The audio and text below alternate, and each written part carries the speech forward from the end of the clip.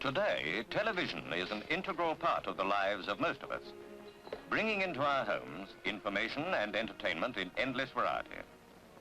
In the programs put out by the BBC television service, there's something for everybody. Comedy, drama, music, sport, or the news. The news is one of the most widely viewed items in the day's program. Events of international importance, and some of rather less importance, but no less interest, are collated, edited and broadcast in sound and vision to keep you fully informed of up-to-the-minute happenings in the world around us. Right. Cue caption scanner, cue tape, standby 1, fade up 1, fade down scanner.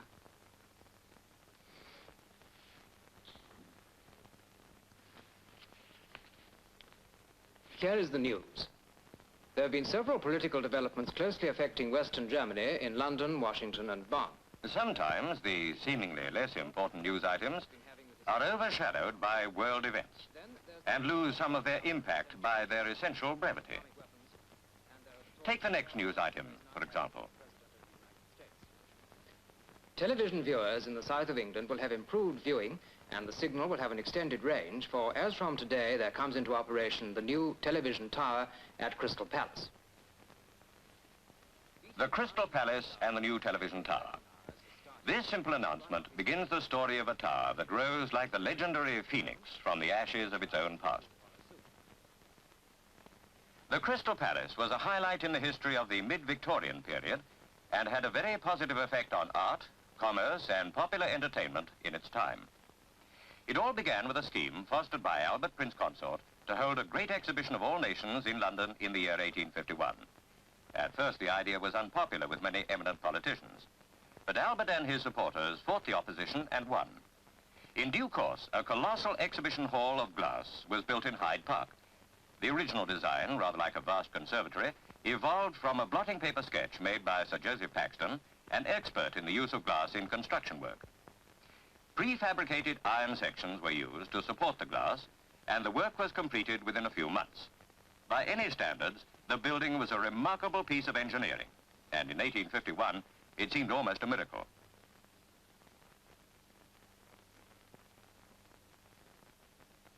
Paxton had vision.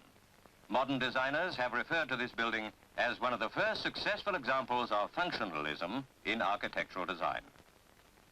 After the great exhibition was over, the structure was taken to pieces, considerably enlarged, and re-erected on the highest ridge of the Sydenham Hills. And so the Crystal Palace became nationally famous and one of London's most notable landmarks. But times change, and popular taste in entertainment changes with the times. By the early 1930s, the palace had lost much of its popularity. New forms of entertainment had sprung up, and about this time, a new word was coined: television. A pair of water towers, 280 feet high, had been added soon after the palace was re-erected at Sydenham. On one of these towers, experimental television aerials appeared. In this way, the Crystal Palace, centre of popular entertainment and education for more than 80 years, became the centre of early experiments with a brand new medium of expression. But not for long. One evening in November 1936, the building was totally destroyed by fire. The association of the Crystal Palace with television was over for many years to come. 18 years after the fire, the site was still derelict.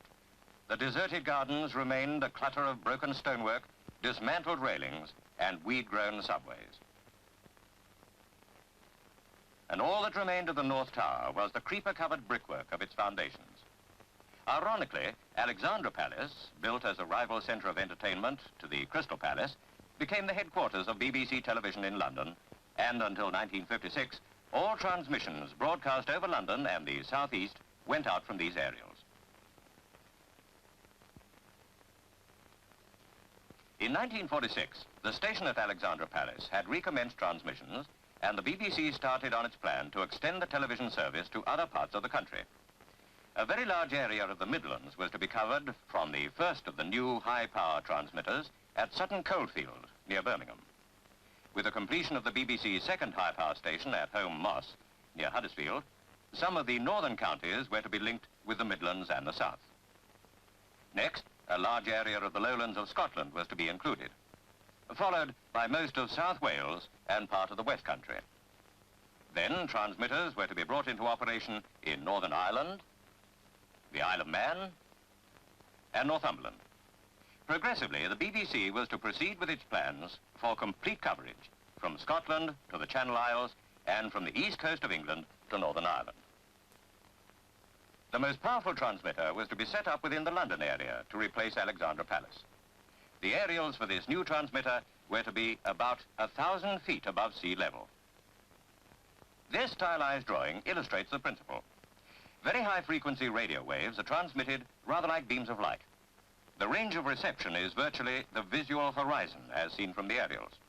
Therefore, the higher the aerials can be raised above ground level, the greater will be the transmission range.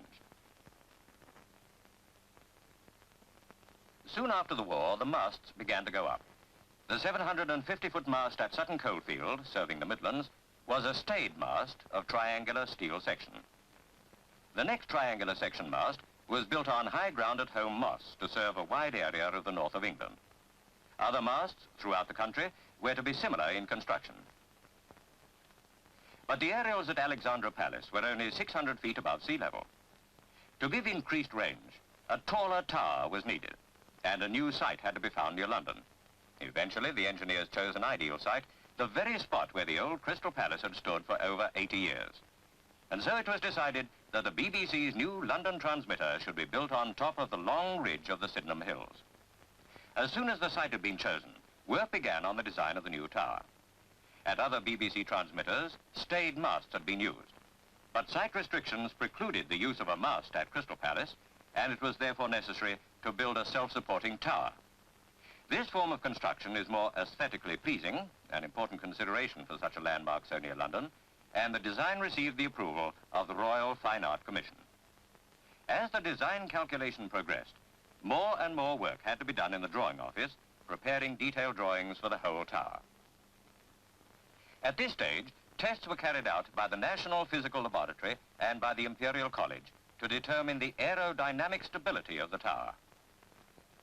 For the purpose of tests, scaled sections of each of the aerial carrying parts of the tower were made. These sections were subjected to extensive tests in the wind tunnel.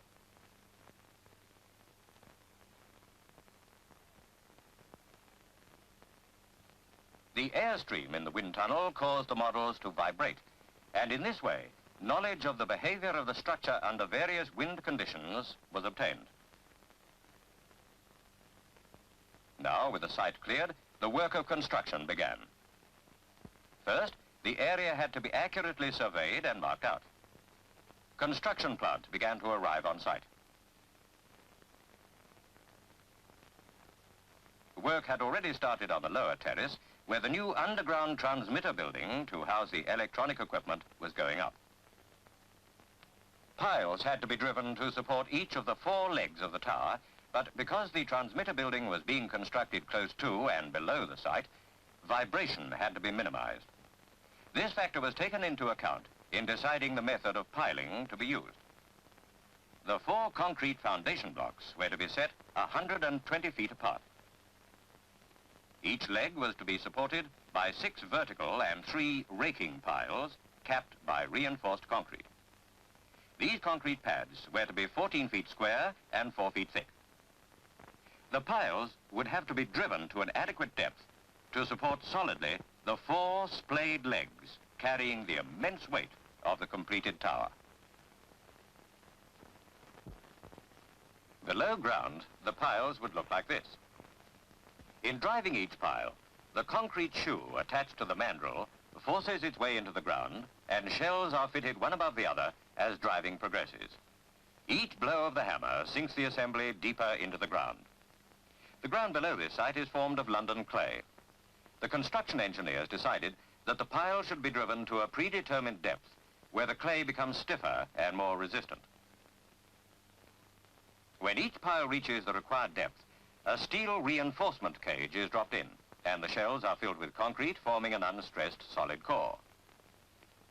While the work of piling was being done on the site, a great deal of important work for the tower was going on more than 100 miles from London at the works of another member of the BICC group. The whole of the steelwork for the Crystal Palace Tower was fabricated at this extensive factory in the city of Hereford, where they specialize in the production of lattice towers and masts and of unusual structures such as the new tower.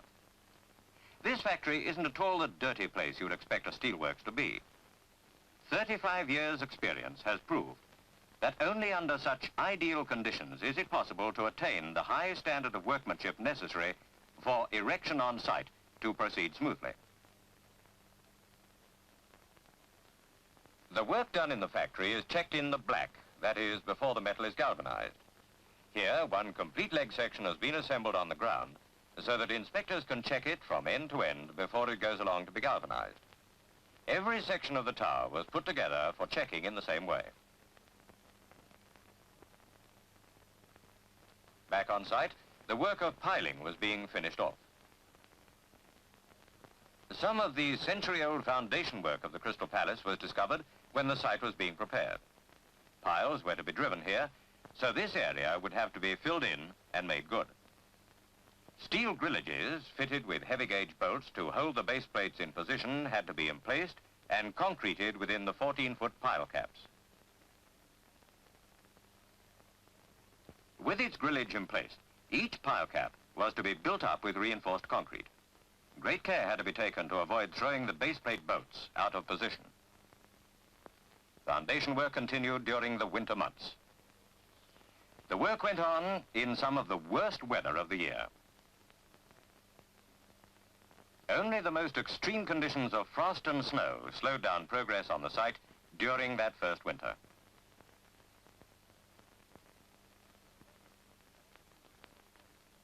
By the end of the winter, the site had been prepared for construction above ground level. A number of temporary concrete blocks had been emplaced, ready for guy ropes to be attached. In the center of the site, a derrick 230 feet high was erected. This derrick was built up of 20-foot welded sections, and 2 derrick poles were temporarily attached to the top. Each section was winched up to be manhandled into position and bolted on. By now, the construction team were ready for the base plates. Each leg of the tower was to depend upon one of these thick steel base plates for its strength, and their production involved a good deal of specialized study at Hereford. When the component parts had been cut to shape and hold, they were rigidly mounted in a jig for welding. The jig can be revolved in order that the operator can deal with every joint in turn and work at any angle that is most convenient and efficient. As soon as it has cooled off, the base plate is shot blasted to remove weld slag and taken straight into the galvanizing shop, where it has to be properly cleaned in acid, or pickled as they call it, before galvanizing. Galvanizing is simply coating steel with pure zinc, and to do this, the work is immersed in a bath of molten metal. But the protective coat you get by doing this is different from a coat of paint. Broadly speaking, molten zinc and steel act together, and the final covering is a layer of zinc firmly bonded to the steel base by an amalgamation of the two metals. The base plate is left in the bath for some minutes, and the surface is cleared of oxides to avoid contamination of the work. When the expert who controls the operation decides it's ready, the base plate comes right out and is drained. The high standard of accuracy insisted on at the factory ensured that the base plates fitted perfectly on their bolts at site. When the 4 base plates were in position, an important phase in the work of construction had been completed, and everything was now ready for the erection of the lower panel to a height of just over 80 feet. Already, the angle steel for the main leg sections had begun to arrive at the local rail depot. On site, the metal was being sorted and stacked. Many hundreds of small plates and shaped sections were needed for the job, and thousands of nuts and bolts and washers. The fabrication of steelwork for the body of the tower had been going on for several months. At Hereford, the special high tensile steel came into the stockyards from the rolling mills in increasing quantities.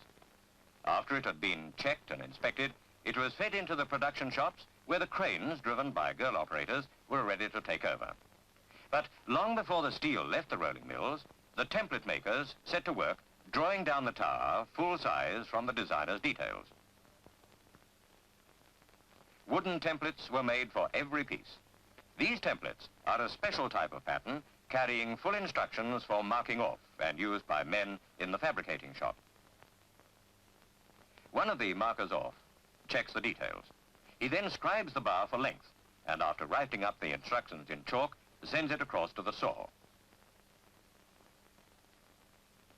Slowly but surely, this powerful machine cuts its way through the metal. After the members have been cut to length, the bolt holes have to be put in them. With the lighter bars, the operator presses the treadle with his foot and the holes are punched out cleanly in one stroke. Because they are much thicker, the heavier bars have to be drilled. This leg section member is nearly an inch thick and weighs over half a ton. The operator is drilling a pilot hole to fit a jig set on the bar. All the important drilling is done through steel jigs, which are made in the tool room by skilled craftsmen. These jigs take the place of the wooden templates and have holes of the right size at exactly the right spacing through which the drill actually passes.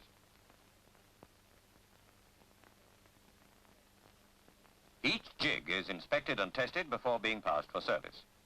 To use a jig set, the operator pegs it into the pilot hole already made and runs the bolt holes in exactly where they are required.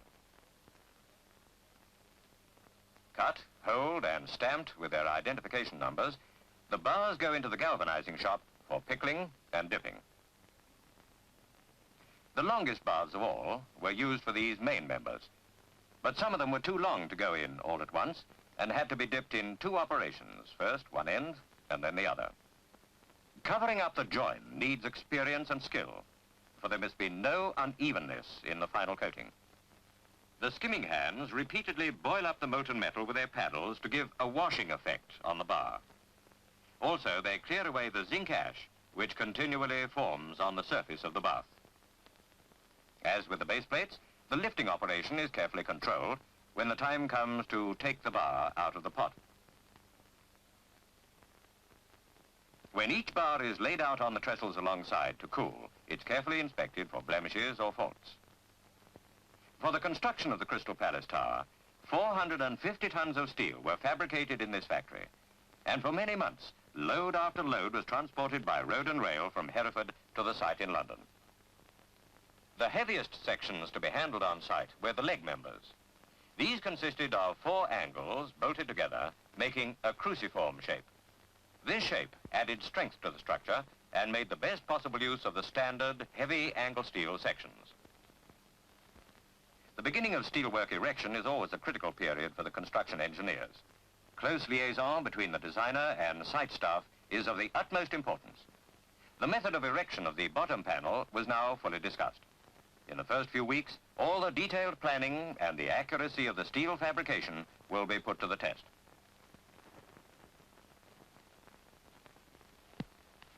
On site, the first main member of leg number 1 was lowered onto the base plate. Some of the bracing members were partially assembled on the ground before being hoisted into position. Progress was constantly watched by the design and construction experts. Many months of planning and paperwork now began to take tangible form.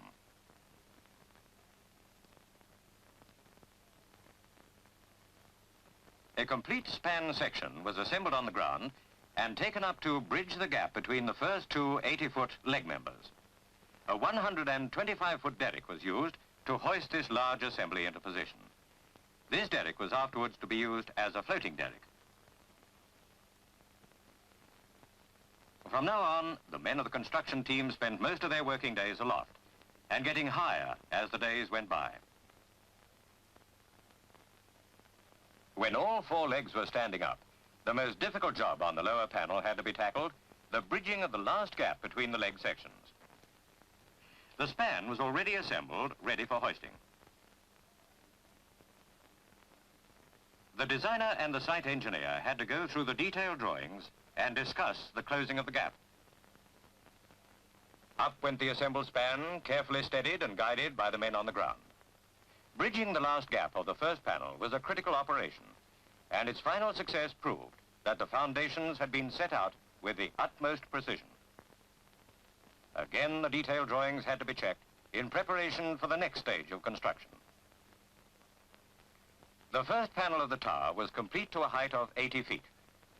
Now, to enable the second panel to be erected, the 125-foot derrick was floated on steel ropes high enough to enable it to be used for hoisting the steelwork above the lower panel. From this stage, the 125-foot floating derrick was used for all construction work until the 440-foot level was reached, when a 45-foot floating derrick was to take over. The second and third panels were to be erected on similar lines to the first panel. In each case, the main leg was fixed into position, followed by the bracings, until a whole corner of the tower was complete. Temporary steel wire ropes held each corner until all four were connected together. Every section fitted perfectly within the framework of the structure. This was due to the extreme care taken by the steel fabricators during manufacture. In effect, the work on site became a daily routine job. Assembling various sections on the ground, preparing them for lifting, hoisting them to the required height, and bolting them into position.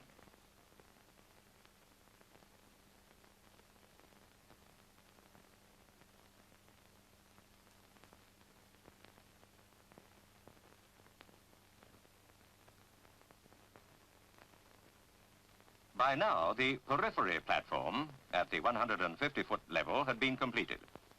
The tower had reached a height at which the 230-foot derrick could no longer be used, and so it was dismantled and taken away from the site.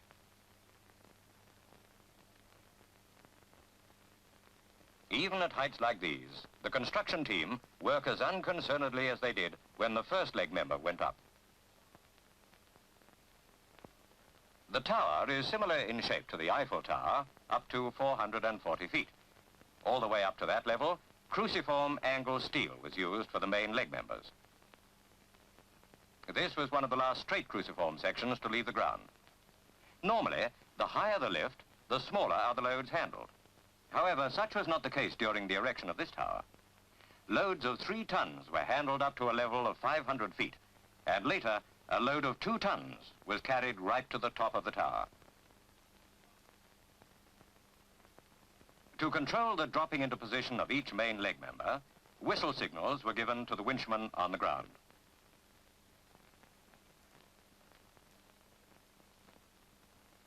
Moving the floating derrick into position for use at these high levels was a job which had to be delicately handled.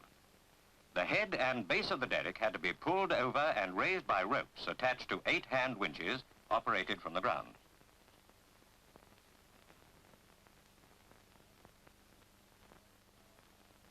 As the derrick was raised, so the tower grew. The construction team had to take advantage of every minute of good weather to tighten up the nuts and bolts in the splices of the bracing members and generally to consolidate the work already done.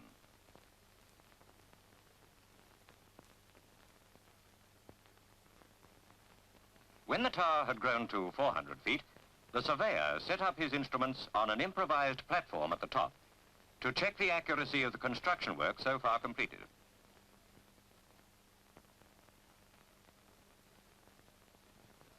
Construction up to the 440-foot level was now nearing completion. From this level to the top, the tower was to be built up of parallel sections designed to carry the greater part of the aerial array. At 429 feet, the design provided the first of 2 bends in the angle steel leg members. A second bend in each section at 440 feet would narrow the tower to 9 feet 6 inches square. At the first of the double bends, a platform was to be built.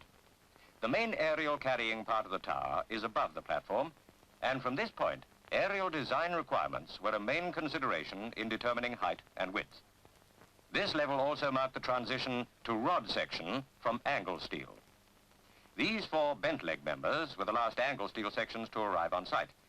With these sections in position, the structure would have reached 440 feet.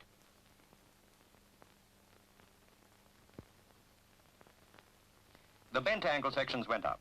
But at this stage, the construction company were asked by the BBC to stop all work above the 440-foot level, pending modification in the design to make provision on the tower for additional aerials required by other services, which the BBC had undertaken to accommodate.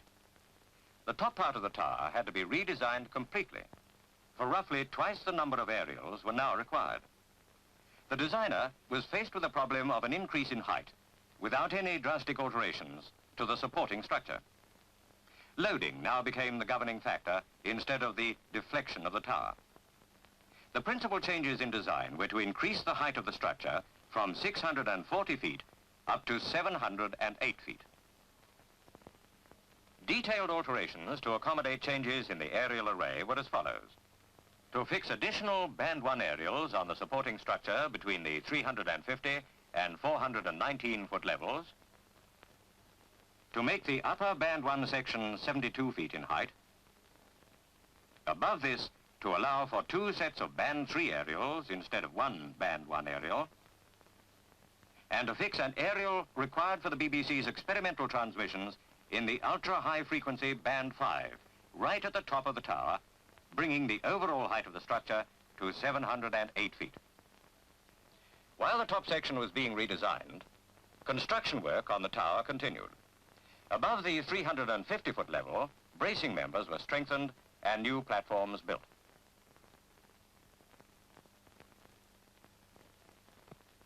Cable trays, to support about 40 different cables, ran up on one of the legs, and the next step was to fix the additional Band 1 aerials on the supporting structure below the 400-foot level.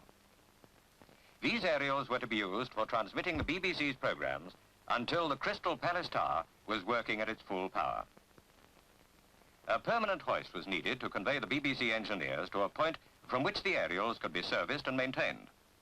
This hoist was designed in such a way as to fit into the framework of the tower without spoiling its appearance.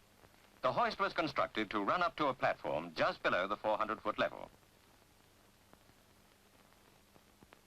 Guide rails were fitted inside one of the legs of the tower to carry the passenger cage. An unusual feature in the design of the hoist is the way in which the cage changes direction slightly at the bend points, but still remains vertical right up to the top of its travel.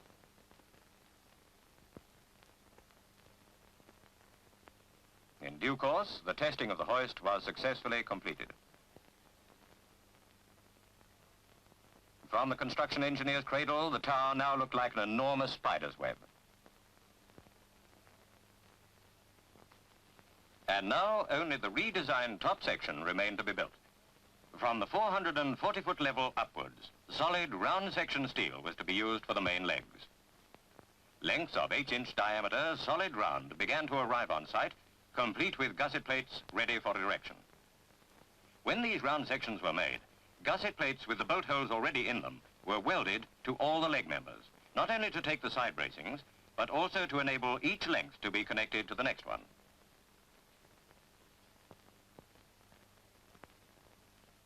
These connecting plates were assembled in a specially designed welding jig to ensure that they were all in the right place and lying at the correct angle when finished, and also to enable the welder to operate down the length of the bar with the work always at the most suitable angle for him to produce a perfect job.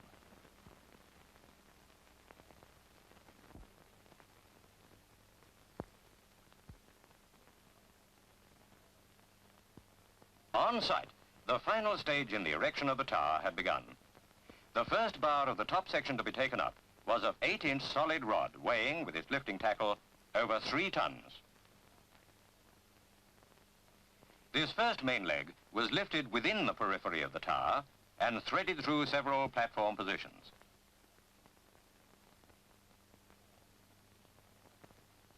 Great care had to be taken throughout this operation, especially when the leg section was manhandled through the narrow aperture in the middle of the top platform.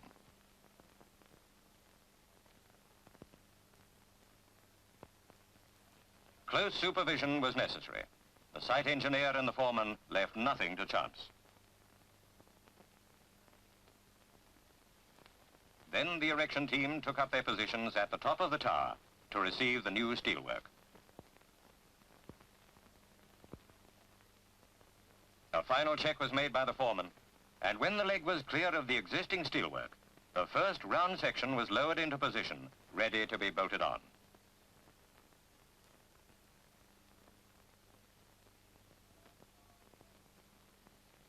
Now the tower started to grow again. The problem of continuing to build with the lower Band 1 aerials already in commission then had to be faced. All the steelwork above the 470-foot level had to be lifted outside the periphery of the tower to speed up construction. And so an unorthodox method of erection had to be evolved.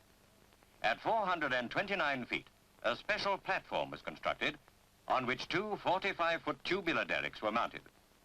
The bonds from these two derricks were operated from two winches working at ground level. The steel was lifted up to the erection platform and then transferred to the floating derrick bond.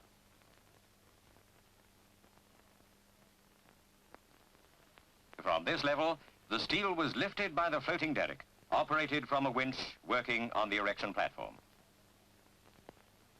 By now, a helicopter was needed to enable the film record of the work to be completed. At 2 points in the upper part of the tower, double bends had to be introduced into the 7-inch diameter solid round sections. Bending a steel rod of such a diameter is not easy. First, the position of the bends is marked on a bar from a wooden template before the bar is sent across to the smith's hearth to be heated.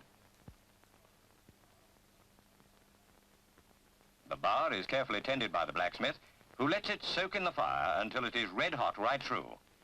When it is ready, the bar will be swung across to the bending machine. Slowly, each bend begins to take shape as the operator brings the jaws of the press closer to the ram.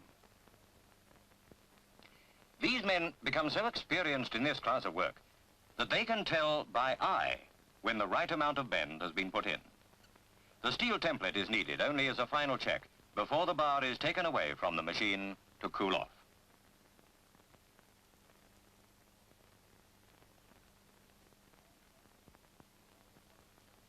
On site once again, the work followed a normal routine. The sections were lifted off the ground and hoisted up to the erection platform.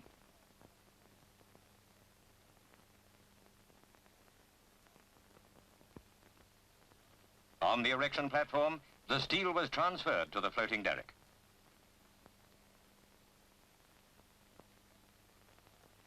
The steel was then taken right to the top of the tower to be dealt with by the erection team. The construction of the upper part of the tower was unusually difficult because of the necessity of using a heavy derrick in a very confined space. Weights of the main leg sections were of the order of 2 tons each, and for this work, the specially designed outriggers were extremely useful.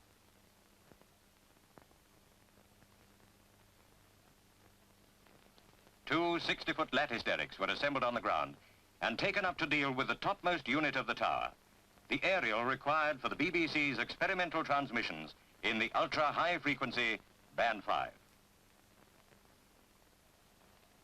The two derricks were to be fixed on either side of the top of the tower to support between them the Band 5 aerial while it was being lowered into its stepping on the top platform. The Band 5 aerial is mounted on tubular steel sections, making up a total length of 40 feet. Soft copper rod is coiled about the unit for the greater part of its length. When this aerial came to be hoisted, very special care had to be taken to avoid damage to the copper coil. By now, the top of the actual structure had been reached. The addition of the Band 5 aerial would bring the tower up to its final overall height of 708 feet. And when all the constructional work had been completed, the helicopter took off to fly around the tower and bring back some unusual angles of this unique structure, the highest self-supporting tower in the British Isles. According to the usual custom among constructional engineers on such occasions, a Union Jack appeared, fluttering in the breeze from the topmost point.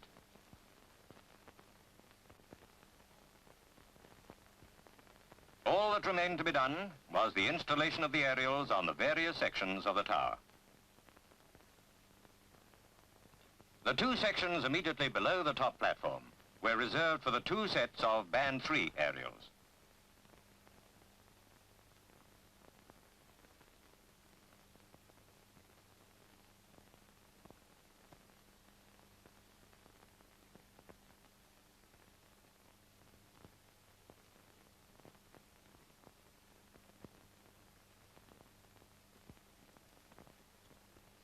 upper Band 1 aerials were to be installed on this section of the tower above the main platform. And just below the main platform, the lower Band 1 aerials had been fixed and were already in use, transmitting the regular daily television programs.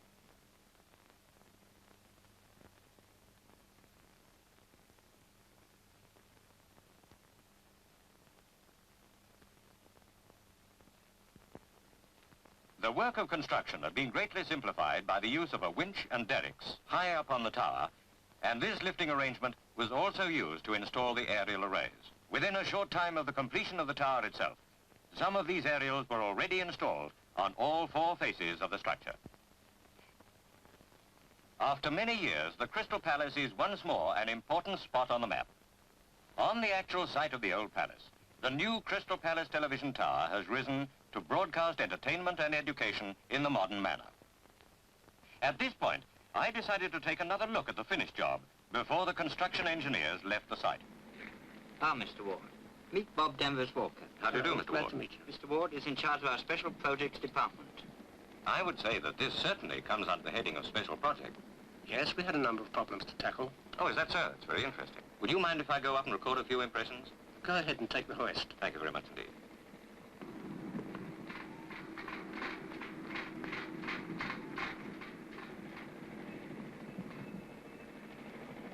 And so I went up with Mr. Stewart, the chief overhead construction engineer, to the terminal point of the hoist, 400 feet up. Then we climbed up to the main platform at the 440-foot level. It was well worth the effort. Even on this rather gusty day, the view from this height was remarkable. You know, to me, it feels as solid as the Rock of Gibraltar up here, but I suppose that's hardly surprising, since I'm standing on 450 tons of steel. What is surprising is that there is such a great weight of steel at the top of this slender tower. Theoretically, I'm told that if it were possible for me to sit on top of the Band 5 aerial at over 1,000 feet above sea level, I'd be able to see the coastline of Kent and Sussex. That is perfectly true. Down below, I can just make out the blue flag of the BBC flying over the London television station building. It's strange to think that the old Crystal Palace stood here over 100 years ago, and that experimental television broadcasts went out from this spot until the fire in 1936. No wonder that the construction of this great tower has reminded some people of the legend of the Phoenix. And the Phoenix Tower is not only an achievement in steel construction, it is also a symbol of future development.